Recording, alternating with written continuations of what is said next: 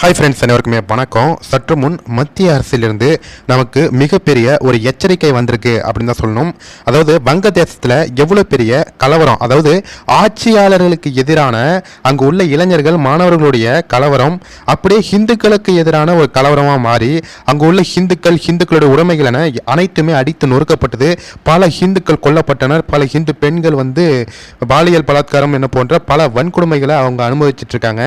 இந்த நிலையில் அந்த அளவுக்கு கொடூர மனம் படைத்த கொடூர மதவெறியர்கள், மத சைக்கோக்கள் கூட சொல்லலாம். அந்த மாதிரி சைக்கோக்கள் எல்லாம் இல்லீகலா நம்ம இந்தியாவுக்குள்ள அசாம் வழியாட்டி குடிபெயர்ந்து அங்கேருந்து நம்ம தமிழகத்தில் திருப்பூர் மற்றும் ஈரோடு இது மாதிரி பகுதிகளில் அவங்க ஜவுளி சம்பந்தமான வேலைகள், இந்த நூல் தயாரிக்கிறது, திருப்பூர்ல தான் அதிகமான வங்கதேசத்தினர் இல்லீகலா என்ட்ரி ஆகிறாங்க அப்படிங்கிற ஒரு அதிர்ச்சி ரிப்போர்ட்டை கொடுத்துருக்காங்க.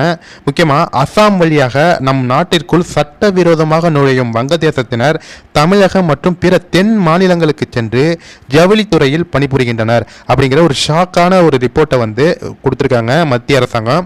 அது மட்டும் இல்லாமல் இவங்க வேலை செய்கிறது, இவங்க சம்பாதிக்கிறது அதெல்லாம் ஒரு சைடு இருந்தாலும் நாளை பின்ன நம்ம பகுதியில் இந்தியாவில் ஏதாவது ஒரு பிரச்சனை, ஒரு கலவரம் இல்லை ஏதாவது ஒரு சண்டை அப்படின்னு வரப்ப இவங்களுடைய சுயரூபத்தை காட்ட ஆரம்பிப்பாங்க.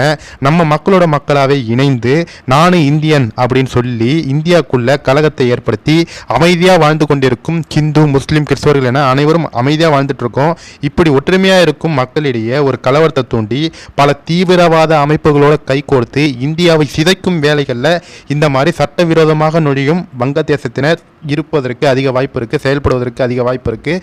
சொல்லப்போனால் வங்கதேசத்தில் நடக்கும் கலவரம் கூட இதுக்கு பின்னாடி ISI மற்றும் பல தீவிரவாத அமைப்புகள், பாகிஸ்தானில் உள்ள தீவிரவாத அமைப்புகள்லாம் பின்னாடி இருந்து தான் அங்கே அவ்வளோ பெரிய கலவரம் நடந்திருக்கு. முக்கியமாக ஹிந்துக்கள் தாக்கப்படுவதற்கான ஒரு கலவரத்தை இந்த தீவிரவாத அமைப்புகள் எல்லாம் சேர்ந்து திட்டம் தீட்டி தான் வங்கதேசத்தில் இது மாதிரி சம்பவங்கள்லாம் நடந்திருக்குன்னு நமக்கு தகவல் வருது.